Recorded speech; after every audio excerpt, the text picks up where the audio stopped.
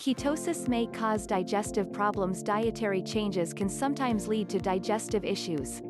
This is also true for ketogenic diets, and constipation is a common side effect in the beginning. This is most commonly due to not eating enough fiber and not drinking enough fluids. Some people may also get diarrhea, but it's less common. If you made drastic changes to your diet in order to get into ketosis, it's more likely that you'll experience digestive symptoms. Nevertheless, digestive issues are usually over within a few weeks. Bottom line, constipation is a very common side effect of ketosis. Diarrhea may also occur in some people. Elevated heart rate. Some people also experience increased heart rate as a side effect of ketosis. This is also called heart palpitations or a racing heart, and can happen during the first few weeks of a ketogenic diet. Being dehydrated is a common cause, as well as low salt intake. Drinking a lot of coffee might also contribute to this.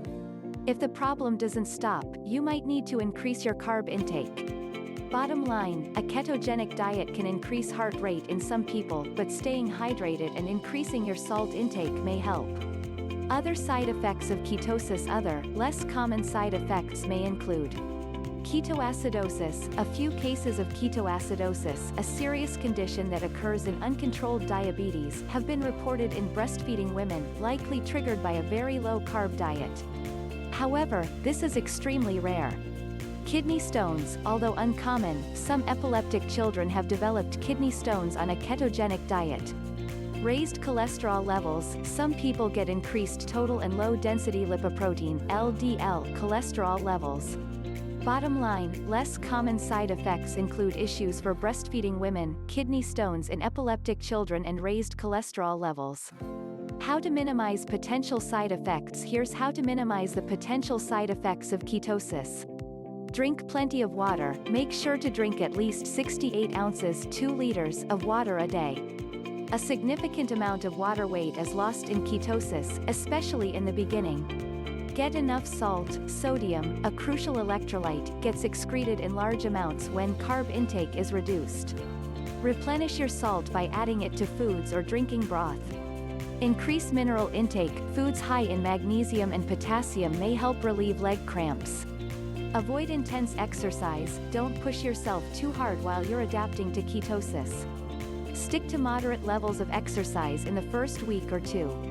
Try a low-carb diet first. To ease the transition, it might help to reduce your carbs to a moderate amount before trying a ketogenic, very low-carb, diet. Eat fiber. A low-carb diet is not no-carb. Eat fiber-rich foods like nuts, seeds, berries, and low-carb veggies. Bottom line, there are a few ways to minimize the negative symptoms of ketosis. These include drinking enough water, and eating foods rich in fiber and minerals.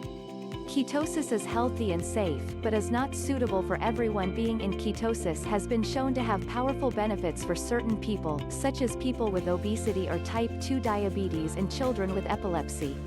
Yet although ketosis is generally healthy and safe, you may experience some side effects.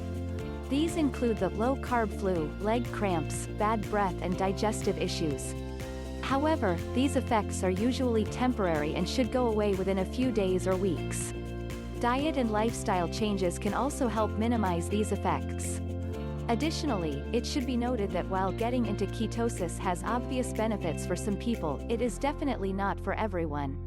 Some people feel great and experience incredible benefits on a ketogenic diet, while others feel and perform much better on a higher carb diet. Thanks for watching.